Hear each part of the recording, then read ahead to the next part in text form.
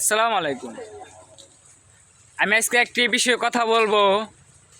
সেই বিষয়টা হলো, আপনি কি নিজেকে একলা মনে করছেন? নিজেরে কখনো একলা মনে করবেন না। আপনি যদি সফল হতে চান, আজকে আমি একটি বিষয় আলাপ করব। যেমন জঙ্গলে তখন আগুন লাগে, সব গাছ কিন্তু পুড়ে না। বৃষ্টি হলে কিন্তু ওই মাটির থেকে কিন্তু আবার ঘাস জ্বালায়। তো আপনাকে হার মানতে হবে না। আপনাকে হার মারলে মনে করেন শেষ।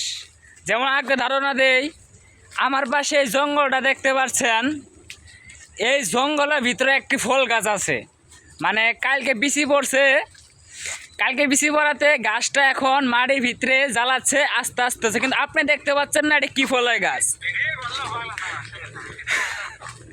ঠিক তেমনি গাছটা যখন বড় হবে তখন সবাই ওটার থেকে ফল খাওয়ার চেষ্টা করবে।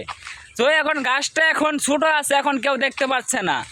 ঠিক তেমনি তুমি নিজেকে এরকম ভাঞ্জে তৈরি করো যে বাগানের মতো তুমি একটি গাছ হয়ে দেখাও, যে আস্তে আস্তে বড় হও, যে বড় হইলে তোমার দিক তাকিয়ে থাকে এবং তোমাকে দেখে জিলাস ফিল হয় যে এই গাছটা জঙ্গলের থেকে এত ভালো একটা গাছ হবে তা কখনো ভাবতে পারি না। ঠিক তেমনি নিজেকে এই পর্যায়ে নিয়ে যাও।